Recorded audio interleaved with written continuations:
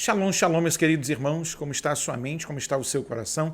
Espero que esteja tudo na mais perfeita paz. Eu sou o pastor Paulo Nascimento e esse é mais um vídeo resposta aqui do canal, falando de Bíblia. Meus queridos irmãos, eu quero compartilhar com vocês nesse momento a fala de um teólogo brasileiro, um teólogo liberal, chamado Ricardo Gondim, que alguns dias atrás disse que a homoafetividade não era pecado, que Deus havia criado aquelas pessoas daquela maneira e, no entanto, nós deveríamos respeitá-las mesmo, porque Deus é amor. Para essa galera, Deus é só love. Só love, só love. Não vou fazer você pecar, não. Aí o que acontece? Depois que ele abriu as portas da sua igreja e abraçou esse ativismo, né, dos nossos dias, bem liberal, agora ele falou aí num vídeo que Jesus não andou sobre as águas, que o texto não pode ser entendido de forma literal. Você concorda com isso? Então, dá uma olhadinha aí. Quando você fala Jesus andou em cima das águas, pelo amor de Deus, o texto não está lá não para a gente ficar propalando que Jesus realmente andou em cima das águas. Porque para andar em cima das águas, você precisa ter esqui, ter ser puxado por um barco, aí você consegue andar em cima das águas.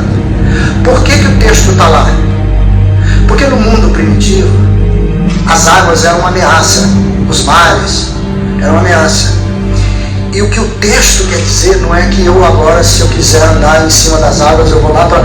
E tendo muita fé, eu consigo andar nas águas do Rio Pinheiros e atravessar de um lado para o outro. Que Jesus fez e a Bíblia diz que a gente faz obras maiores do que ele. Não, o texto está lá. E é aquela coisa, né? Quando um sábio aponta para a lua, não olhe para o dedo dele. Então, meus queridos irmãos, você acha que esse pastor está certo? Você vê que ele chega a afirmar que quem pode andar por cima das águas é quem tem jet ski, quem está de barco. Os caras estão de brincadeira, né? Quando você começa a vulgarizar as Sagradas Escrituras, você começa a negar, por exemplo, que alguns milagres realmente foram milagres. Você começa a dizer que não, aquilo ali foi não sei o quê, e que no grego não queria dizer aquilo, porque a intenção verbal é aquelas firulas que eles fazem para denegrir, para rebaixar, para quebrar a beleza do texto. E aí eu preciso lembrar a você que a gente está falando de Jesus, aquele que já no seu nascimento, aqui na terra, o Deus presente andando no meio do seu povo, a tenda de Deus no meio dos homens, como disse Joseph Ratzinger, o maior teólogo vivo do mundo, o Papa Bento XVI, o emérito.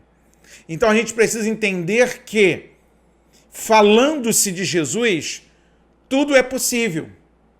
Mesmo porque Jesus, ele tinha uma natureza humana, era o verbo que se fez carne, habitou entre nós, e nós, aqueles que tiveram a oportunidade de vê-lo a olho nu, naquele período, viram a glória do unigênito do Pai. Então, quando você olha para esse momento, você percebe que, quando você diz que Jesus não fez alguma coisa, ou que aquele texto não pode ser levado ao pé da letra, gente, Jesus andou por cima da água, Jesus, ele repreendeu a tempestade, ele disse para a tempestade, cala-te, vento, acalma-te, mar, e tudo voltou ao seu devido lugar. Porque a mesma voz da criação, que estava criando todas as coisas, já disse João no capítulo 1, no princípio era o verbo, e o verbo estava com Deus, e o verbo era Deus. Ora, o próprio Cristo é ali, o Criador das coisas.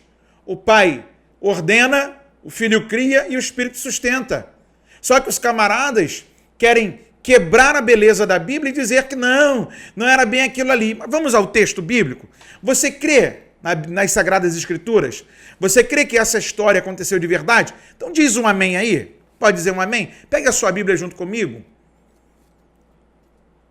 Evangelho de Jesus Cristo, segundo escreveu Mateus, capítulo 14, verso 22. E logo ordenou Jesus que os seus discípulos entrassem no barco e fossem adiante para o outro lado, enquanto despedia a multidão. E despedida a multidão, subiu ao monte para orar à parte. E chegada já a tarde, estava ali só, e o barco estava já no meio do mar, açoitado pelas ondas, porque o vento era contrário. Mas à quarta vigília da noite, dirigiu-se Jesus para eles, andando por cima do mar, ou das águas, em algumas novas traduções. E os discípulos, voltando ou vendo andar sobre o mar, assustaram-se, dizendo, é um fantasma, e gritaram com medo. Jesus, porém, lhes falou logo, dizendo, tende bom ânimo, sou eu, não temais. E respondeu-lhe Pedro e disse, Senhor, se és tu, manda-me ir ter contigo por cima das águas. Ô teologão, presta atenção no texto. Se és tu, disse Pedro, manda-me ir ter contigo por cima das águas. E ele disse, vem. E Pedro, descendo do barco, andou sobre as águas para ir ter com Jesus. Mas sentindo o vento forte, teve medo e, começando a ir para o fundo, clamou, dizendo, Senhor, salva-me. E logo Jesus, estendendo a mão, segurou e disse-lhe, homem de pequena fé, por que duvidaste? Ou homem de pouca fé? E quando subiram para o barco, acalmou o vento. Gente, negar isso aqui é negar que o nosso Deus é um Deus de milagre. Negar isso aqui é dizer que Jesus não curou um cego, não curou um paralítico, não ressuscitou mortos. Porque tudo isso aqui fazia parte dos milagres. Jesus era tanto Senhor sobre os demônios, para subjugá-los, era tanto Senhor sobre as enfermidades, para subjugá-las, e era tanto Senhor também sobre a natureza. Aí eu quero saber de você, e quero ler o seu comentário, e também dialogar com você. Você acredita, ou dá para acreditar num camarada desse? Agora, os camaradas conseguem ser tão persuasivos, porque eles querem provar por A mais B, porque a física quântica, a ciência, ela não dá crédito a isso. A Bíblia não é um livro de ciência. A Bíblia é a palavra de Deus. A Bíblia não veio para reforçar os tratados científicos. A Bíblia é o que é e ponto final. Para nós, ela é o nosso crivo máximo de fé. Para nós cristãos, ela é a nossa bússola para caminharmos na nossa trajetória de peregrinação nessa terra. Para nós cristãos, ela é a máxima de Deus, a revelação fechada e selada pela qual nós os conhecemos e também glorificamos a Ele. Então, meu querido, quero ler seu comentário aí, quero ver o que você pensa sobre isso tudo. Vamos para mais um bate-papo? Muito obrigado ao meu amigo que me enviou esse vídeo e daqui a gente segue falando de Bíblia.